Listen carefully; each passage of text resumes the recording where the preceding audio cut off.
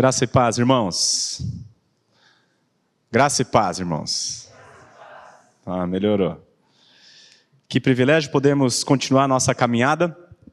E nessa jornada que nós estamos percorrendo o Evangelho de Jesus, segundo Lucas, chegamos agora a uma parábola, conhecida como a parábola do rico e Lázaro.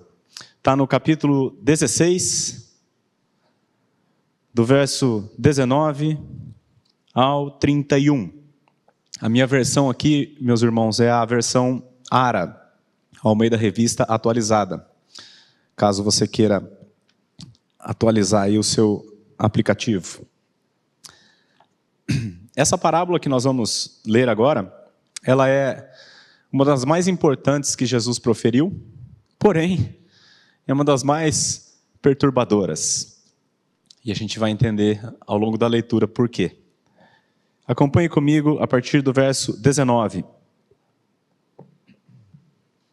A palavra de Deus diz assim, isso aqui é Jesus falando, tá? Ora, havia certo homem rico que se vestia de púrpura e de linho finíssimo, e que todos os dias se regalava esplendidamente. Havia também certo mendigo chamado Lázaro, coberto de chagas, que jazia à porta daquele, e desejava alimentar-se das migalhas que caíam da mesa do rico, e até os cães vinham lamber-lhe as úlceras. Aconteceu morrer o mendigo e ser levado pelos anjos para o seio de Abraão. Morreu também o rico e foi sepultado.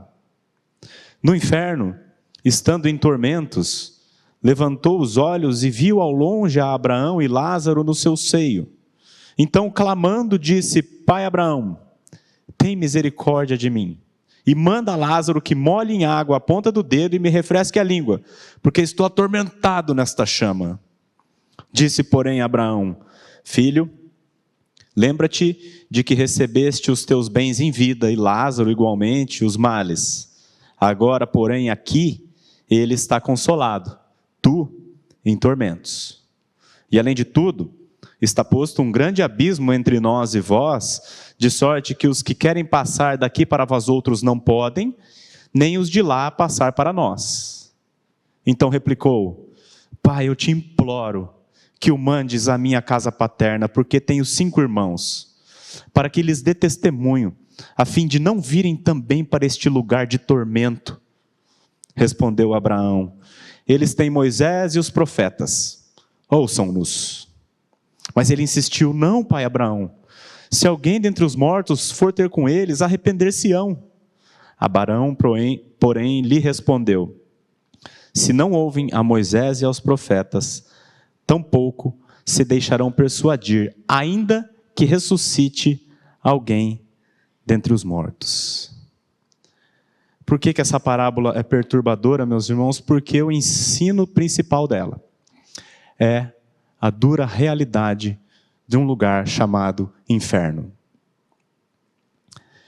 O assunto inferno, ele é impopular, porém necessário. Impopular por quê? Por conta da mundanização da igreja. O que é a mundanização? Ou o que é uma pessoa mundana? Vamos definir. Uma pessoa mundana é aquela pessoa que entende que este mundo aqui, esta realidade aqui, este presente século, é só o que tem. E uma pessoa que entende assim, age de acordo com o seu entendimento. Age entendendo que é isso aqui. Não atenta para o porvir. Não discerne de que a vida não se resume a isto aqui. Isso é uma pessoa mundana. Isso é o mundanismo. E por conta do mundanismo, então, a igreja, ou no seio da igreja, não se tem falado muito deste assunto, o inferno, porque este é um assunto do porvir. E a igreja hoje, entre aspas, quando eu digo igreja, entre aspas, a cristandade, ela não está preocupada com o porvir, queridos. Eles estão apenas e tão somente preocupados com o aqui e o agora. o que eu tenho nesta vida aqui? É isso que eu quero saber. Então, por conta do mundanismo, o assunto do inferno se tornou impopular no nosso meio. Porém, eu disse que é um assunto necessário. Por que esse assunto é necessário? Ora, porque a Bíblia trata desse assunto. Muitas pessoas têm um entendimento equivocado, errado, de que o Deus do Antigo Testamento é diferente do Deus do Novo Testamento. Não, no Antigo Testamento ele era mais duro, mais severo, mas quando Jesus veio, Jesus inaugurou a era da graça. Muitos pensam assim. Porém, queridos, o nosso Deus, ele é o mesmo ontem, hoje e o será para todo sempre. Nele não há sombra de mudança, não há variação alguma. Ele é um ser perfeito e eterno em todos os seus caminhos. Então o Deus do Antigo Testamento é o mesmo Deus do Novo. Quando alguém diz assim, Jesus veio e inaugurou a graça, eu quero dizer, se você porventura pensa dessa maneira, eu quero dizer para você que Jesus foi justamente a pessoa em toda a Bíblia que mais falou sobre o inferno. Ele falou mais sobre o inferno do que todos os outros somados. E curioso, Jesus falou mais sobre o inferno do que sobre o próprio céu. Certamente, queridos, o assunto inferno não é agradável, não é palatável, mas isso não muda o fato de que ele existe. E se Jesus deu tanta importância a esse assunto, é prudente que nós também atentemos para esse assunto. Então, é isso que nós vamos fazer nessa noite. Por meio do ensino de Jesus, nós vamos meditar sobre a dura realidade do inferno. Vamos orar? Pai querido, nós estamos diante do Senhor e diante da Tua palavra, proferida pelo próprio Senhor Jesus Cristo, que é a palavra viva e encarnada. Pedimos que o Senhor venha, como já foi orado aqui, por meio do Teu Santo Espírito, Senhor, trabalhar conosco, ensinar-nos a Tua palavra, não apenas intelectualmente, mas sobretudo espiritualmente. Que a Tua palavra alcance os nossos corações e ela atinja aquilo que o Senhor almeja que ela atinja, Senhor. Que haja salvação aqui nesta noite, é o que nós te pedimos em nome de Jesus. Amém. Amém. Queridos, antes de nós adentrarmos o texto, sempre é importante, ou quase sempre, é importante a gente entender o contexto em que determinada situação aconteceu. E a gente vem caminhando no Evangelho de Lucas, nessa exposição do Evangelho, nós estamos vindo verso a verso. E a última vez que eu estive aqui, a gente falou da parábola do filho pródigo. Eu estive aqui há uns 40 dias atrás. Você está com a sua Bíblia aberta? Volta para o capítulo 15. Olha como é que começa o capítulo 15. Porque esta cena que nós estamos hoje, onde Jesus profere essa parábola de Rico e Lázaro, é uma cena que começou lá no capítulo 15. É o mesmo ambiente. Tá? E lá no capítulo 15, o capítulo 15 começa assim: aproximavam-se de Jesus todos os publicanos e pecadores para o ouvir, e murmuravam os fariseus e os escribas, dizendo: este recebe pecadores e come com eles. Então, lhes propôs Jesus esta parábola, e aí ele vai. Então, a cena toda começa quando pecadores se aproximam de Jesus para o ouvir, os fariseus murmuram contra Jesus, e aí o que Jesus faz? Ele conta as 3 parábolas dos perdidos, ensinando basicamente aqueles fariseus que a salvação é pela graça, mediante o arrependimento. É isso que ele faz naquelas parábolas. Em outras palavras, queridos, eles murmuravam contra Jesus e o que Jesus fez? Pregou o Evangelho. Esse é o cenário do capítulo 15. Depois de receber a murmuração, ele evangeliza os seus algozes, porque o nosso Senhor é um Deus de amor, longânimo, paciente, inclusive com aqueles que o perseguem. E aí, se você olhar o começo do capítulo 16, Jesus se volta para os seus discípulos. E ele diz assim, verso 1, disse Jesus também aos discípulos, 2 pontos. Então agora, ele tinha evangelizado os fariseus, seus algozes, agora ele se volta para os discípulos e ensina os seus discípulos. E aí ele vem com a parábola do administrador infiel, onde ele basicamente ensina o risco de amar a riqueza, o risco de utilizar mal aqueles recursos terrenos que o Senhor coloca sobre nós. Só que enquanto ele ensinava os discípulos, os fariseus estavam ali, do lado, só escutando o ensino de Jesus. Jesus vinha ensinando então sobre como lidar principalmente com dinheiro, mas também todos, como Pedro esteve falando aqui, né? Não apenas dinheiro, mas todo o recurso terreno que Deus nos dá. Não corra o risco de amar o dinheiro. Então ele vem ensinando isso, os fariseus escutando. Aí o que os fariseus falam no versículo 14? Os fariseus, que eram avarentos, ouviam tudo isso e o ridiculizavam. Então, pensa comigo, irmãos. Primeiro, eles vieram e murmuraram com Jesus. Jesus, longânimo, ao invés de retrucar, evangelizou. Agora, eles, depois de terem sido evangelizados, eles vêm, não murmuram agora, eles ridicularizam, zombam de Jesus. Eu não sei o que você faria. Eu mandava para o inferno na hora. Ainda mais sendo Jesus, ele tinha esse poder. Ah, cara, vá para o inferno você. Mas o nosso Senhor não é como nós. Ele é longânimo. Veja o verso 15, começa com mas, né? Mas Jesus lhes disse: vós sois os que vos justificais a vós mesmos diante dos homens, mas Deus conhece o vosso coração, pois aquilo que é elevado entre os homens é abominação diante de Deus. Então, esse é o contexto. Esse é o contexto em que Jesus profere esta parábola de rico e Lázaro. Que contexto, queridos? Um contexto de amor. Um contexto de compaixão, um contexto de misericórdia. Jesus, ao invés de mandá-los para o inferno, ele lhes faz um alerta quanto a isso.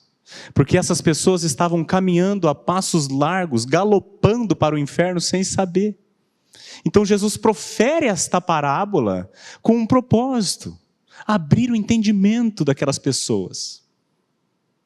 Ele queria mostrar que o inferno é uma realidade e que ele está cheio de pessoas que pensavam estar ok com Deus. Esse é o propósito de Jesus. Então, quando a gente fala de inferno, queridos, a gente nunca vai falar para uma pessoa no sentido de julgá-la ou de desejar que ela vá para lá, vá para o inferno.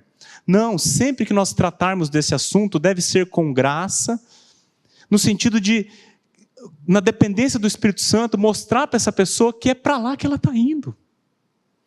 Com o objetivo de que, ao ouvir essa palavra, a pessoa se arrependa e seja salva desse lugar. Era esse o objetivo de Jesus, ao contar essa parábola. Tá? Então, chegando agora no nosso texto, vocês entenderam o contexto, agora a gente pode partir então para meditar nessa parábola. Você vai ver que essa parábola está dividida em duas metades. Tá? A primeira metade é uma narrativa, vai do verso 19 até o 23. A segunda metade é um diálogo. Na narrativa, essa narrativa, na verdade, ela narra uma história, ela conta uma história contrastante entre dois homens. Nós vamos ver aqui ao longo da exposição o contraste desses dois homens, um contraste na vida, um contraste na morte e o principal contraste, o contraste após a morte. Né? Então, vamos ler do 19 ao 21, o começo da história aqui, onde Jesus faz o arranjo. Ele diz assim: ora, havia certo homem rico que se vestia de púrpura e de linho finíssimo, e que todos os dias se regalava esplendidamente.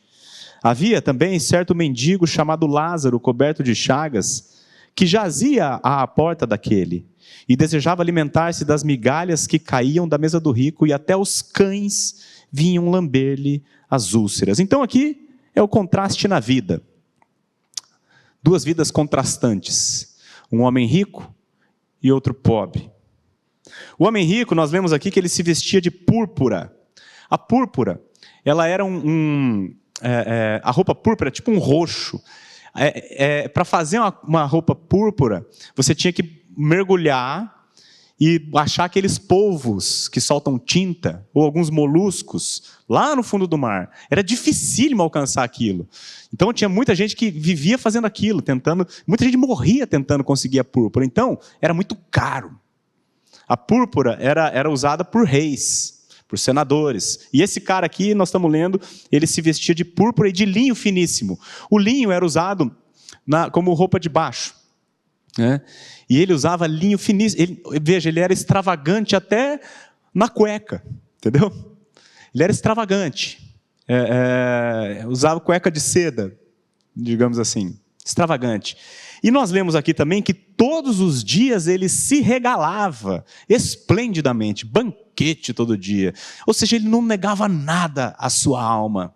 Tudo que a sua alma desejava, ele aproveitava.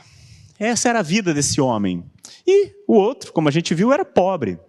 O texto está dizendo, um mendigo, coberto de chagas, não sabemos se é lepra ou se é algum tipo de outro, coberto de chagas.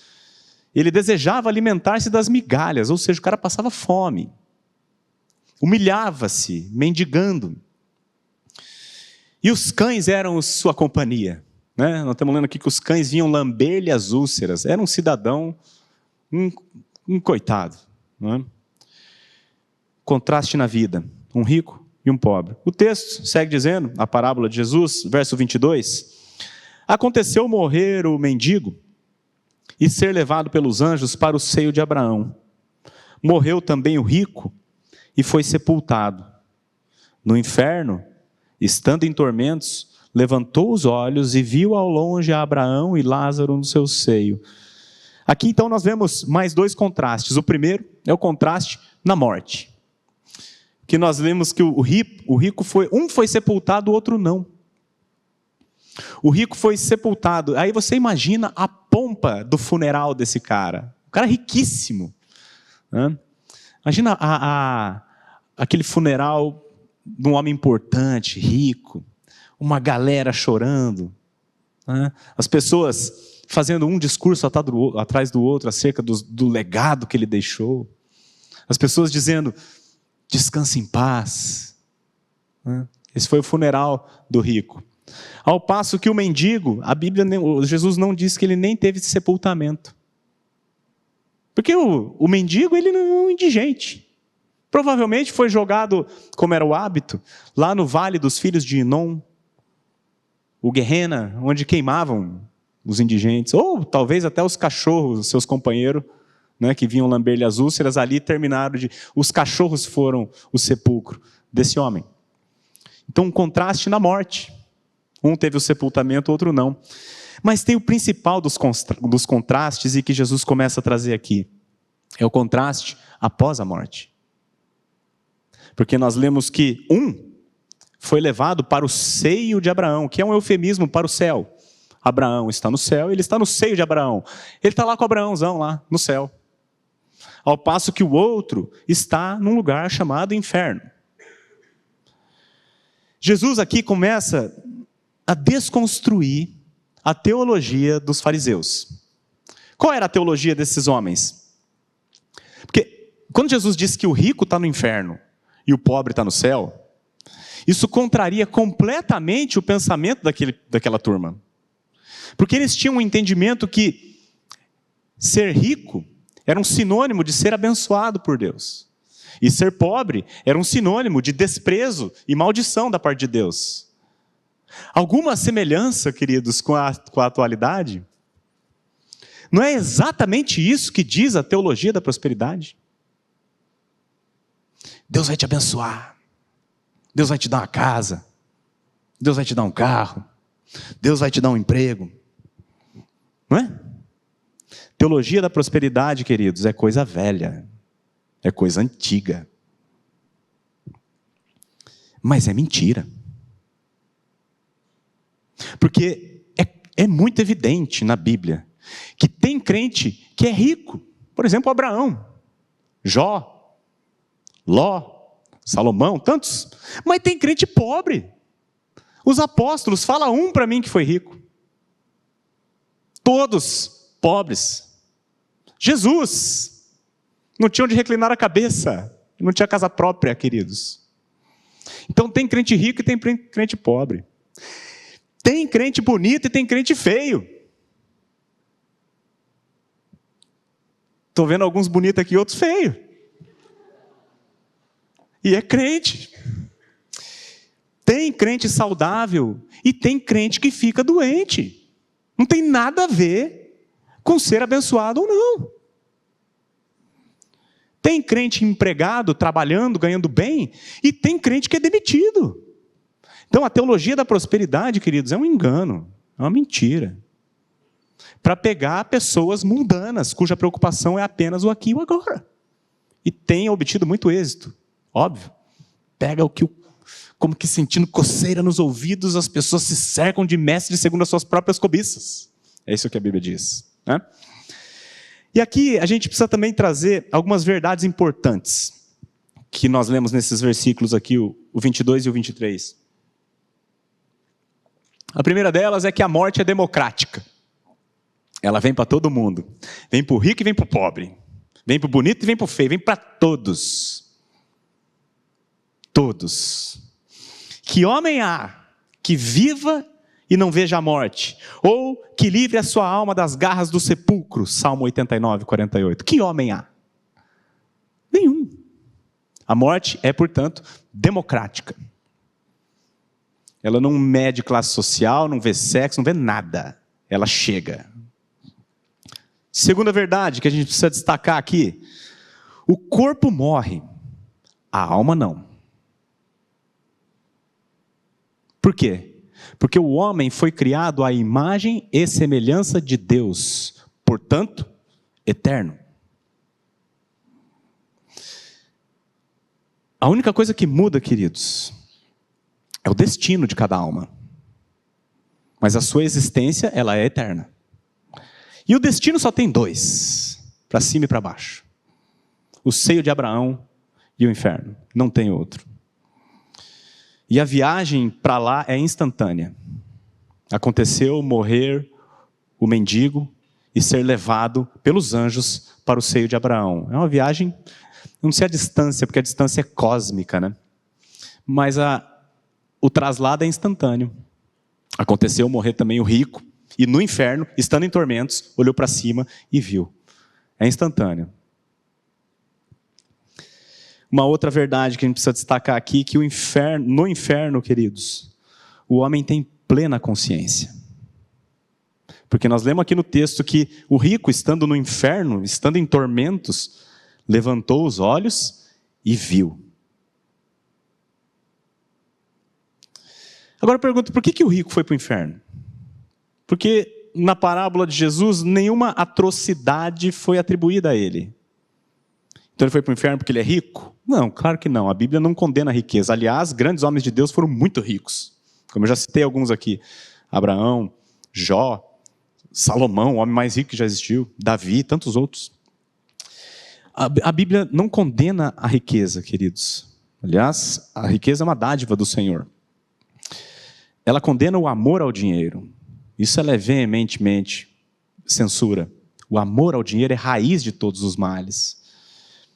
A maneira como lidamos com os recursos naturais que Deus nos deu, mostra, queridos, evidencia qual é a nossa realidade espiritual.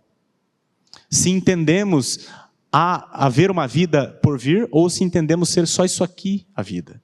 A maneira como nós lidamos com os recursos terrenos, não apenas dinheiro, mas tudo que nós temos aqui que é terreno, nossa vida, nosso corpo, nossa saúde, nossa mente, nosso tempo, nosso dinheiro, a maneira como nós lidamos com esses recursos mostra o que está no nosso coração. Como entendemos a vida? Se ela se resume apenas a esta vida ou se há um porvir. E este homem aqui da parábola, pela sua maneira de lidar com esses recursos, deixou muito evidente que o seu Deus era ele mesmo. Que o seu Deus era o dinheiro. Pois nós vimos que o Lázaro, ele jazia à sua porta, querendo comer migalha, e ele nem sabia que o cara existia. Ele usou todo o seu dinheiro para viver, se regalava esplendidamente todos os dias. Ou seja, usou todo o recurso que Deus lhe dera para a sua própria glória. Ele foi para o inferno, queridos, porque ele tinha tudo, exceto Deus. Esse é o rico mais pobre que existe. Tem tudo, só não tem Deus. Agora, por que o Lázaro foi para o céu? Porque nós não vemos também Jesus atribuindo nenhuma virtude a ele. Lázaro foi um homem bom, piedoso. Não falou nada aqui. Ele era um mendigo, leproso, o cachorro lambia as feridas, morreu e foi para o céu. Por que ele foi para o céu? Porque era pobre? Há uma teologia, não sei se vocês sabem, teologia da libertação. E há uma linha dessa teologia que prega a doutrina da opção pelos pobres. O que essa doutrina diz? Basicamente é que Deus tem preferência pelos pobres. Coitadinho, sofreu tanto aqui, então agora ele vai para o céu. Nada pode ser mais absurdo do que isso. Por que Lázaro então foi para o céu? O nome dele é uma dica. Esta aqui é a única das parábolas de Jesus, de todas que ele proferiu, é a única em que ele dá um nome para uma personagem. Até por causa disso, muitos pensam que se tratar de uma história e não de uma parábola. Mas eu creio que é uma parábola. Ele deu um nome aqui para a gente ter um entendimento. Por que esse cara foi para o céu? Lázaro é uma adaptação do nome hebraico Eleazar, que significa o Senhor é meu auxílio. O que Jesus estava querendo ensinar? Que Lázaro foi salvo pela graça do Senhor. Aliás, é isso que Jesus vinha fazendo desde o capítulo 15, ensinando a salvação pela graça. A parábola do filho pródigo, lembra? A parábola da ovelha perdida, a parábola da dracma perdida, sempre é Deus buscando, Ele indo atrás. A graça de Deus indo buscar o perdido. É isso que ele estava ensinando desde que começou a cena que nós estamos aqui. Lázaro foi salvo pela graça. Por maiores, por mais virtuosos, por melhores que sejam os nossos feitos, eles não servem de nada para a nossa salvação. De nada. Por quê? Porque a Bíblia diz que pela graça sois salvos, mediante a fé. Isso não vem de vós, é um dom de Deus, não de obras, para que ninguém se glorie. A salvação é uma obra da graça de Deus, e se não fosse, ninguém jamais seria salvo. Sabe por quê? Porque todos nós aqui, sem exceção, em maior ou menor grau, somos exatamente igual àquele homem rico, cujo centro da vida é o nosso umbigo, que vive considerando a si mesmo a pessoa mais importante do mundo, desprezando os demais. É assim que nós nascemos por causa de um negócio chamado pecado. Quem tem filho pequeno sabe do que eu estou falando. E quem tem um mínimo de discernimento acerca de si mesmo também sabe do que eu estou falando. Nós somos como este homem rico. Eu quero viver do melhor jeito que eu puder. Nós nascemos assim, infelizmente, autocentrados, indiferentes a Deus, indiferentes ao próximo. Mas Deus, tem um mas Deus, né, queridos, na Bíblia. Mas Deus, sendo rico em misericórdia, por causa do grande amor com que nos amou, estando nós mortos nos nossos delitos e pecados, nos deu vida juntamente com Cristo. Pela graça sois salvos. Nós nascemos seres autocentrados, egocêntricos, mas Deus amou o mundo de tal maneira, que deu o seu Filho unigênito, para que todo aquele que nele crê, não pereça, mas tenha vida eterna. Mas Deus. Então essa é a primeira parte da parábola, uma narrativa, o contraste entre duas vidas, o contraste de dois homens, na vida, na morte e no pós-morte. Só que agora nós entramos na segunda parte da parábola, que é um diálogo. O diálogo entre o rico e Abraão. É um testemunho pessoal de alguém que foi pessoalmente para o inferno e está descrevendo para nós como que é, queridos. Paulo foi para o céu, vocês lembram? Ele quando foi arrebatado, ele foi até o terceiro céu, ele não sabe se na carne ou se fora da carne. E quando ele voltou, ele queria contar para a gente o que ele viu lá, mas ele disse que não existe palavras, são palavras inefáveis, ele não conseguiu descrever para a gente o céu. Mas nós temos um cara aqui que está descrevendo para nós o inferno. Versículo 24, diz assim: então, clamando, disse: Pai Abraão, tem misericórdia de mim, e manda a Lázaro que molhe em água a ponta do dedo e me refresque a língua, porque estou atormentado nesta chama. Queridos, o tempo de misericórdia é agora.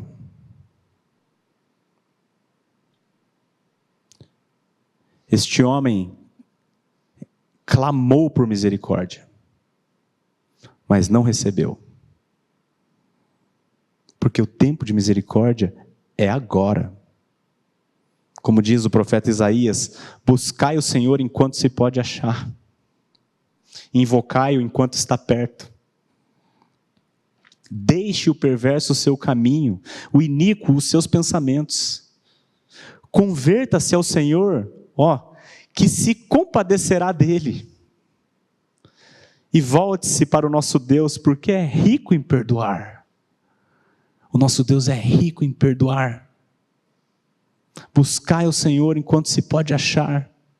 Jesus diz assim: todo aquele que vem a mim, de modo nenhum o lançarei fora. Vinde a mim. É um chamado que Jesus faz a todos os seres humanos. E aqui nós precisamos também trazer algumas verdades acerca deste lugar chamado inferno. Primeiro, o inferno, queridos, não cura ninguém. Porque a gente está lendo no texto ali que o rico, lá no inferno, estando em tormentos, ele olha e ele vê o Abraão e vê o Lázaro em seu seio. Ele vê os dois. Mas perceba que ele não fala com Lázaro. Ele fala com Abraão e trata Lázaro como um capacho. Ele olha para o Abraão, hierarquicamente superior, digamos assim, no entendimento dele. E ele fala assim: manda Lázaro que molhe em água a ponta do dedo e me refresque a língua. Ou seja, ele continua tão egocêntrico quanto antes. Mesmo estando no inferno, ele se considera superior ao Lázaro. Veja, o inferno não cura ninguém. Existe uma doutrina difundida, a doutrina do purgatório, em que você termina de pagar lá o seu pecado e lá você vai ser aprimorado. Essa doutrina ela não encontra suporte bíblico, porque ela é um duplo engano. Primeiro, que ela anula o sacrifício de Cristo. Ora, se eu tenho que pagar algo, em outras palavras, estou dizendo que o que Cristo fez não é suficiente. E a Bíblia diz que o sangue dele é suficiente para nos remir de todo o pecado e do pecado todo. E ela diz também, essa doutrina, ela pressupõe que a pessoa será aperfeiçoada no inferno. Não é o que eu estou vendo aqui no texto. A pessoa continua tão egocêntrica quanto ela sempre foi. A obra de Cristo, queridos irmãos, é uma obra completa. O que ele fez na cruz é suficiente para toda a nossa necessidade. Porque quando ele derrama o seu sangue, ele perdoa todo o nosso pecado. Não é um sangue de um bode, não é um sangue de uma ovelha, é o sangue do Filho perfeito, imaculado de Deus. Ele perdoa totalmente. E a obra dele na cruz, ao nos incluir naquela morte, como a gente sempre ensina aqui, e é o que nós cremos, ele nos leva a morrer espiritualmente com ele. E quando ele é sepultado, o nosso velho homem também o é. E quando Deus o ressuscita, segundo Romanos 6, pela glória do Pai, ele é ressuscitado, nós também, os crentes, somos ressuscitados com ele em novidade de vida. Sai o coração de pedra, ganhamos um coração de carne. Ainda habitando num corpo caído, por isso ainda pecamos. Porém, a obra que ele começou na nossa regeneração, ele vai concluir quando ele retornar, e ele vai nos dar o que a Bíblia chama de um corpo glorificado, perfeito, igual ao dele, exceto pelos cravos. A obra dele é completa. Nós não precisamos fazer pós-graduação no inferno para melhorar. Entende? O inferno não aprimora ninguém. Ele não visa melhorar as pessoas. Ele visa apenas punir com justiça. Uma outra verdade que nós precisamos destacar é que o inferno é um lugar de tormento, queridos. Nós lemos ali, o rico fala assim, manda Lázaro molhar a ponta do dedo e vir me refrescar minha língua. Eu pergunto para você, o cara está no inferno, maior calor, ele diz que está atormentado nas chamas.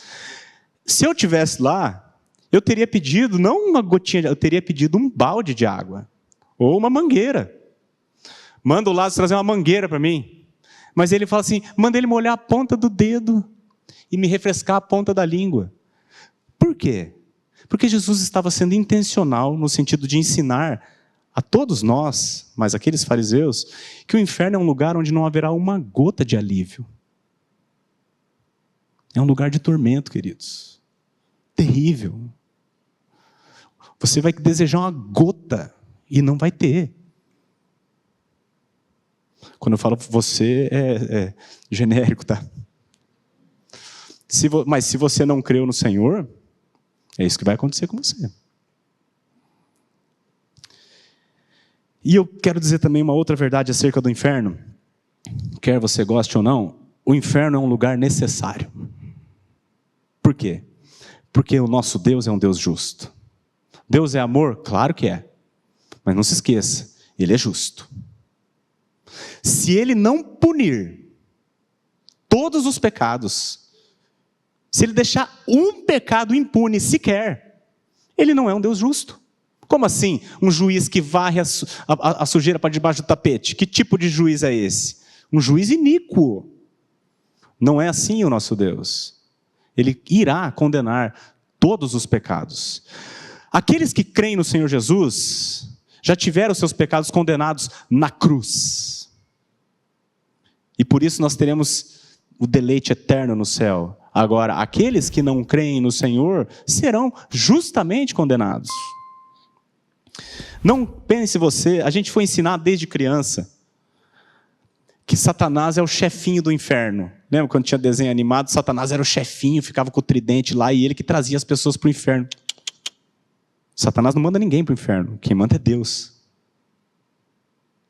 Por quê? Porque Ele é justo. Palavras de Jesus. Não temais os que matam o corpo e não podem matar a alma. Temei antes aquele que pode fazer perecer no inferno tanto a alma como o corpo. Palavras do Senhor, que inaugurou a graça. Verso 25, disse, porém, Abraão, filho, lembra-te de que recebeste os teus bens em tua vida e Lázaro igualmente os males. Agora, porém, aqui ele está consolado, tu em tormentos. Tem um irmão do século XVIII chamado Jonathan Edwards, talvez o maior pregador americano que já existiu. Ele tem uma frase muito famosa, que diz assim, a terra é o único inferno que os cristãos irão suportar, e o único paraíso que os ímpios irão desfrutar. Repetindo, a terra é o único inferno que nós, os crentes, temos que suportar. Sabe essa canseira? Esse mundo podre, pecaminoso, que traz enfado de alma, canseira, sabe? Esse é o único inferno, se você for crente, é o único inferno que você vai experimentar. Aguenta um pouco. Porém, este mesmo mundo é o único paraíso que os ímpios irão desfrutar. Isso aqui é um paraíso para os ímpios. Filho, lembra-te de que recebeste os teus bens em vida. Quais são os bens do ímpio? Ora, todas as coisas terrenas. Porque ele é um ser mundano, que enxerga somente esta vida. Portanto, os bens do ímpio é saúde, dinheiro, comida, bebida, mulher. É isso. E esses bens ele teve. Tu recebeste os teus bens e vida, Lázaro igualmente os males. Qual é o bem do crente? É um único bem: o Senhor. A Bíblia diz que no céu, Deus será tudo em todos. Tudo em todos. Ele é o nosso bem. Nele nós temos todas as coisas. Nele nós fomos feitos co-herdeiros de Deus. Nele. Unidos a Ele. O nosso cabeça. E o Abraão, na sua fala com o rico, prossegue no versículo 26, dizendo: e além de tudo está posto um grande abismo entre nós e vós, de sorte que os que querem passar daqui para vós outros não podem, nem os de lá passar para nós. É curioso essa fala dele aqui, né? Ele fala do abismo tal, que separa, mas ele diz assim, não sei se você prestar atenção, tem um abismo que separa, de sorte que os que querem passar daqui para lá, não podem. Mas quem que ia querer sair do seio do Abraão para ir para o inferno, meu Deus do céu? Sabe por que eu acho que ele falou isso aqui? Por causa do Lázaro. Porque o Lázaro foi feito uma nova criatura em Cristo Jesus. Lázaro é o novo ser humano. Lázaro poderia olhar para aquele miserável que o desprezou a vida inteira e olhar com compaixão e querer passar para levar a gotinha de água lá para ele. Mas não pode, porque tem um abismo que separa. E aqui isso derruba mais uma doutrina. A gente já mencionou a doutrina do purgatório, que o cara vai para lá, ele se melhora, depois ele volta. Não, aqui está dizendo que tem um abismo enorme. O que está lá, está lá. O que está aqui, está aqui. Mas derruba uma outra doutrina. O Espiritismo. Foi. Não volta para você assumir uma nova chance. A Bíblia diz que aos homens está ordenado morrer em uma só vez, vindo depois disso o juízo. Uma só vez está ordenado aos homens morrerem, uma só. Vindo depois disso o juízo. Hebreus 9, 27, está na Bíblia. Repito, o tempo de arrependimento é agora. Depois não dá. Hoje, se ouvirdes a sua voz, hoje, não endureçais o coração, porque você não sabe onde você vai estar amanhã. Você não sabe onde você vai estar hoje à noite. Então, verso 27, replicou: Pai, eu te imploro que o mandes à minha casa paterna, porque tenho 5 irmãos, para que lhes dê testemunho, a fim de não virem também para este lugar de tormento. Perceba aqui que ele permanece arrogante, porque ele está falando de novo ainda com Abraão e fala assim: eu te imploro que o mandes, manda o Lázaro lá, o meu servo. Veja a arrogância do cara. O cara está queimando, velho. Manda o Lázaro lá. Mas, embora ele permaneça arrogante, aqui nós vemos uma pequena transformação. Ele virou um evangelista. Manda ele pregar o evangelho para meus irmãos. Eu tenho 5 irmãos. Manda ele lá evangelizar. E tem uma outra transformaçãozinha aqui que aconteceu. Ele é um ex-ateu. Porque agora ele sabe que Deus existe. Antes ele conhecia Deus como um nome teórico da filosofia. Mas ele não cria nele. Óbvio que não cria. Os seus atos, a sua vida demonstrou isso. Que ele não tinha a menor ideia de quem era Deus. Agora ele sabe. Então ele é um ex-ateu que se tornou agora um evangelista. Só que agora ele não consegue evangelizar mais ninguém. Então ele manda arrogantemente o Lázaro ir lá. E outra coisa importante que eu chamo a sua atenção, querido, é que em nenhum momento esse homem rico que está lá no inferno, ele questionou a sua condenação.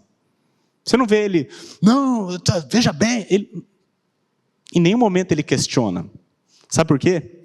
Porque no inferno, todos terão total consciência da sua culpa.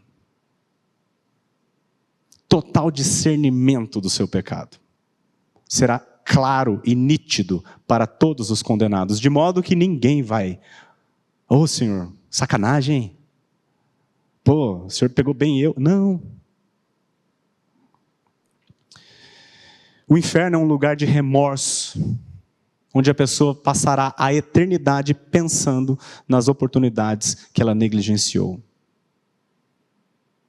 Portanto, não negligencie o Evangelho.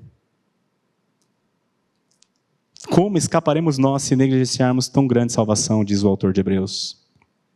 Respondeu Abraão, verso 29. Olha a resposta dele. Eles têm Moisés e os profetas, ouçam-nos. O que é Moisés e os profetas?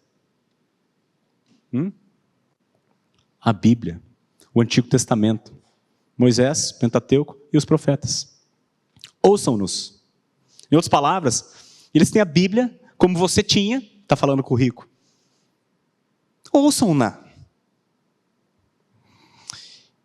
E se os irmãos do rico tinham Moisés e os profetas, nós temos muito mais, queridos. Nós temos os evangelistas e os apóstolos. Eles tinham o Antigo, nós temos o Antigo e o Novo Testamento. Nós temos todo o conselho de Deus. Havendo Deus outrora falado de muitas maneiras aos pais pelos profetas, nesses últimos dias nos falou pelo Filho, a quem constituiu o herdeiro de todas as coisas. No Monte da Transfiguração, vocês lembram? Pedro, Tiago e João, eles viram quem? Moisés, Elias e Jesus. Lembra? Moisés, a lei, Elias, os profetas e Cristo, para quem os dois apontavam. E vem uma voz do céu dizendo: este é o meu filho amado em quem eu me comprazo, a ele ouvi. Eles têm a lei e os profetas, ouçam-nos. Nós temos a lei, os profetas e o Filho, ouçam-no. E o que ele diz que nós devemos ouvir? Arrependei-vos e crede. Vinde a mim. O que vem a mim, de modo nenhum lançarei fora. Ouçam o meu filho, diz o Pai. Negligenciar a palavra de Deus é a maior insensatez que um homem pode cometer.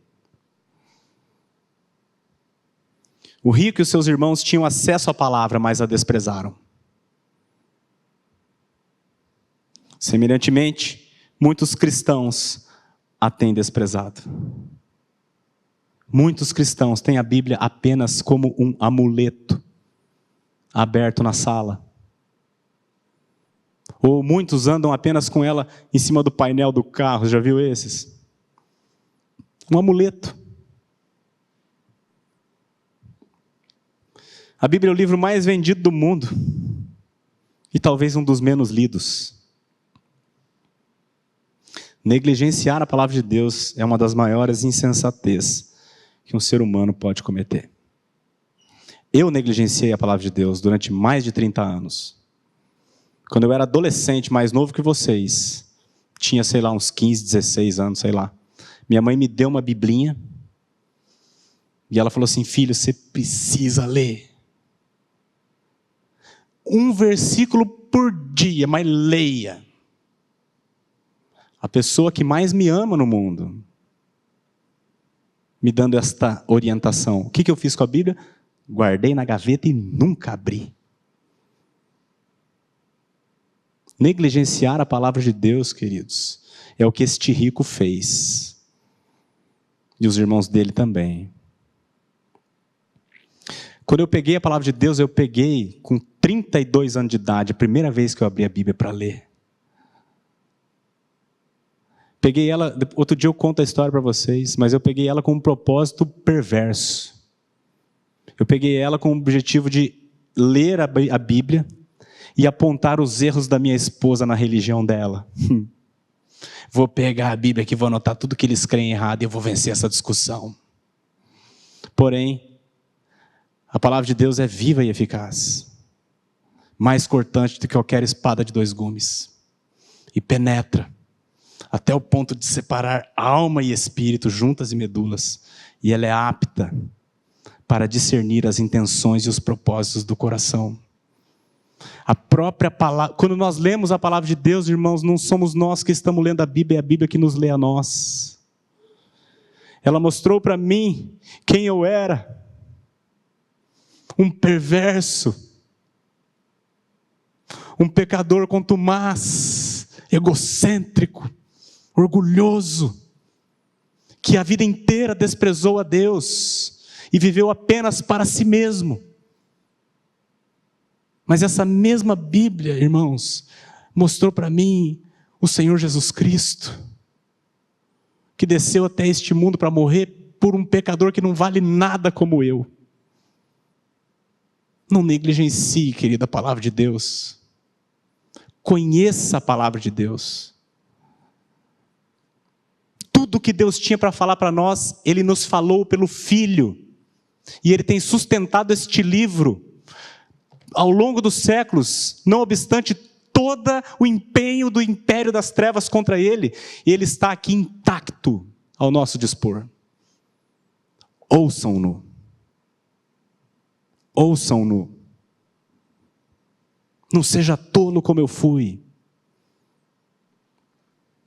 A fé vem pelo ouvir e o ouvir da palavra, queridos. Romanos 10, 17. A fé você não produz ela. Ela vem pelo ouvir. O ouvir da palavra.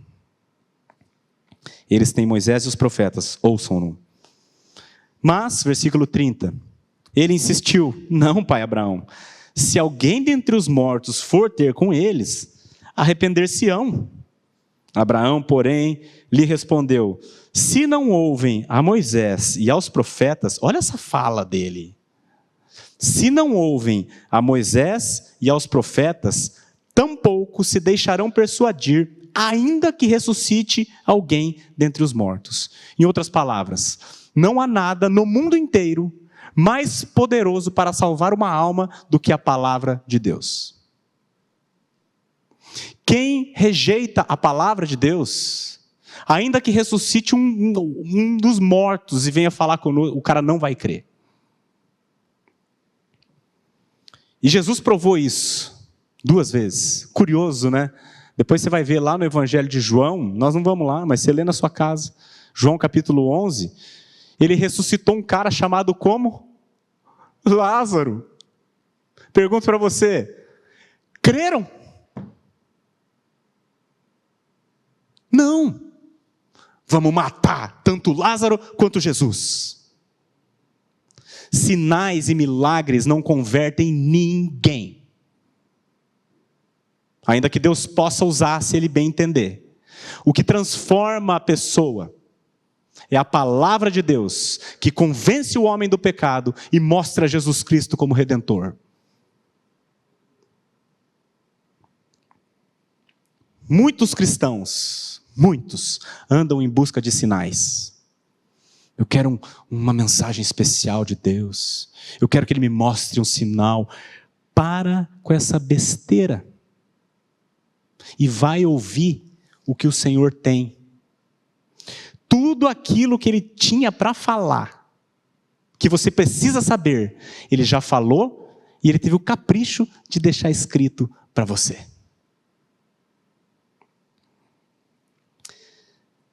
Então, fechando o que nós vimos aqui nesse ensino de Jesus. Primeiro, o inferno é uma realidade. Ainda que impopular, ainda que desagradável, ele é uma realidade. Ainda que não gostemos, isso não muda o fato de que ele existe. Ele é um lugar de tormento, onde não há nenhuma gota de alívio. Ele é um lugar que não aperfeiçoa ninguém, ele apenas pune com justiça. Ele é um lugar eterno. E ele é um lugar justo, que glorifica a Deus. Senão ele não teria feito. Todas as coisas que Deus fez foi para a sua glória. Então o inferno é uma realidade, primeiro ponto. Segundo ponto, o tempo de arrependimento é agora. Agora. Aos homens está ordenado morrerem uma só vez, vindo depois disso o juízo. Não tem repescagem. Não existe purgatório. Não existe reencarnação. Não existe aniquilacionismo. Já ouviu falar nisso? O cara morre e acabou. Aniquila a alma. Não existe isso. A alma do homem é eterna, imagem e semelhança de Deus. Não existe nada disso, mas existe, queridos, redenção em Cristo Jesus. Arrependei-vos e crede ao chamado dele. Todos nós nascemos com um coração igualzinho deste rico descrito na parábola. Autocentrados, egocêntricos, cujo umbigo é o centro do mundo. Trabalhamos apenas em benefício próprio. Nunca pensamos na glória de Deus, nem tampouco na do próximo. Essa é a nossa natureza. O chamado de Deus para nós não é se torne uma pessoa melhor para você merecer a salvação. Não. Entenda isto. Creia no que eu estou dizendo. Arrependa-se e receba a salvação de graça. É para isso que o meu filho morreu. Esse é o chamado do Evangelho. E por fim, a palavra de Deus tem poder. Não é que ela tem poder, vou colocar melhor. A palavra de Deus é poder para a salvação. Ela é viva e eficaz. Ela mostra quem é o homem, quem somos nós. E ela mostra quem Cristo é. E ela está ainda inteiramente disponível a cada um aqui e gratuita. Você pode escolher inclusive a versão de graça. Não negligencie essa palavra, querido. Porque como escaparemos nós? Como escaparemos nós se negligenciarmos tão grande salvação? Vamos orar? Pai, obrigado, Senhor, pela Tua palavra, porque a Tua palavra é a verdade. A Tua palavra é aquilo que nos santifica. A Tua palavra é aquilo que mostra quem nós somos e quem Tu és. Obrigado, Senhor, porque a Tua palavra, ainda que ela muitas vezes possa parecer ofensiva aos nossos ouvidos, ela é uma palavra proferida em amor, visando nos humilhar em amor, com o objetivo sublime de arrependimento e salvação. Obrigado, Senhor Jesus, por ter abordado com tanto amor, com tanta seriedade, com tanta solenidade este assunto acerca do inferno. Porque por meio da fala do Senhor, muitas pessoas, todos aqueles que lhe aprouver, podem ser despertados a fim de acordarem e serem salvos desse destino tão terrível que é o inferno. Por fim, nós te agradecemos, ó Pai, pela obra que o Senhor realizou maravilhosamente lá na cruz do Calvário, porque é por meio dela que nós temos acesso não apenas à libertação do pecado e da condenação no inferno, mas ainda de quebra o Senhor nos dá, pela graça do Senhor Jesus, uma vida eterna nas mansões celestiais. Ó Senhor, louvado seja o Teu nome pelo Teu Evangelho. Em nome de Jesus. Amém. Amém.